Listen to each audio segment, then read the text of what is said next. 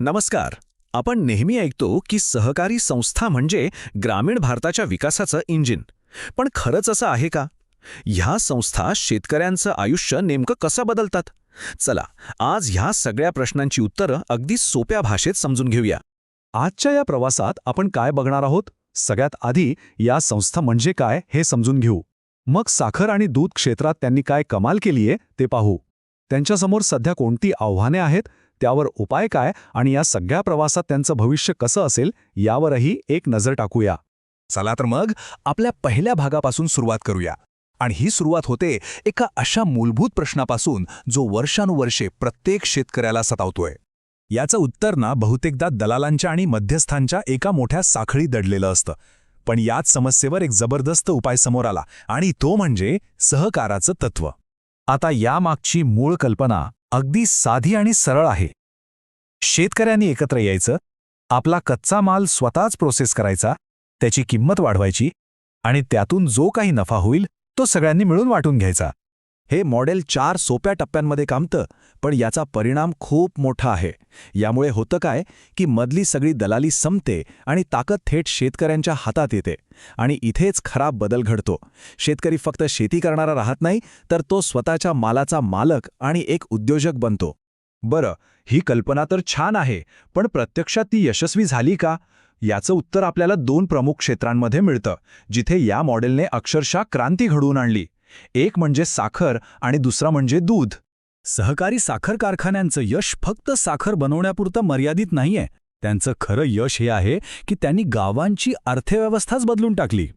महाराष्ट्रासारख्या राज्यांमध्ये तर याच कारखान्यांनी रस्ते, शाळा आणि कॉलेज उभे केले आणि ग्रामीण भागाला एक नवीन दमदार नेतृत्व दिलं. आणि मग येतं अमूल मॉडेल. हे तर धवल क्रांती म्हणजेच व्हाईट रेव्होल्यूशनचा पाया ठरलं. या मॉडेलमुळे लाखो शेतकऱ्यांना आणि विशेषतः महिलांना रोजच्या उत्पन्नाचा एक पक्का स्रोत मिळाला. आणि याच मॉडेलमुळे आज भारत दूध उत्पादनात स्वयंपूर्ण झाला आहे. आता साखर आणि दुग्ध क्षेत्रातलं हे मोठं यश पाहून इतर कृषी क्षेत्रांनाही प्रेरणा मिळाली. त्यांनाही वाटलं की हे मॉडेल आपल्यासाठी काम करू शकतं. मग काय, कापसापासून ते फळांपर्यंत कल्पना तीच होती. प्रक्रिया गावात, मूल्यवर्धन गावात आणि नफाही गावातच राहिला पाहिजे. सूतगिरण्यांमुळे कापूस उत्पादकांना हक्काची बाजारपेठ मिळाली, तर फळ भाजीपाला प्रक्रिया संस्थांमुळे नाशवंत मालाचं होणारं नुकसान टळलं. पण इतकं मोठं यश मिळवूनही आज या संस्थांसमोर काही गंभीर आव्हानं उभी आहेत. ही आव्हानं इतकी मोठी आहेत की त्यांचं भविष्यच धोक्यात आलंय. आणि यातला कळीचा मुद्दा असा आहे की जवळपास सगळ्याच सहकारी क्षेत्रांमध्ये काही समस्या सारख्याच आहेत. जसे की प्रचंड राजकीय हस्तक्षेप, आर्थिक गैरशिस्त, अजूनही जुनेच तंत्रज्ञान वापरणे आणि सगळ्यात महत्त्वाचं म्हणजे खाजगी कंपन्यांशी स्पर्धा करण्यात मागे पडणे. पण प्रत्येक समस्येवर काहीतरी उपाय असतोच. या महत्त्वाच्या संस्थांना पुन्हा उभं करण्यासाठी आणि त्यांना मजबूत करण्यासाठी काही ठोस उपाययोजनाही आहेत. मग यावर उपाय काय? उत्तर अगदी स्पष्ट आहे. जिथे राजकीय हस्तक्षेप आहे तिथे व्यावसायिक व्यवस्थापन आणायला हवं. जिथे आर्थिक गैरशिस्त आहे तिथे कडक शिस्त लावली पाहिजे. जुन्या तंत्रज्ञानाच्या जागी आधुनिक तंत्रज्ञान आणलं पाहिजे. आणि फक्त एकाच उत्पादनावर अवलंबून न राहता इथेनॉलसारख्या उपउत्पादनांकडे लक्ष देऊन उत्पन्नाचे नवे मार्ग शोधले पाहिजेत. आता हे सगळे बदल करायचे म्हणजे पैसा आणि तांत्रिक मदत तर लागणारच. आणि इथेच एक राष्ट्रीय स्तरावरील संस्था खूप महत्त्वाची भूमिका बजावते. ही संस्था आहे राष्ट्रीय सहकारी विकास महामंडळ, म्हणजेच NCDC.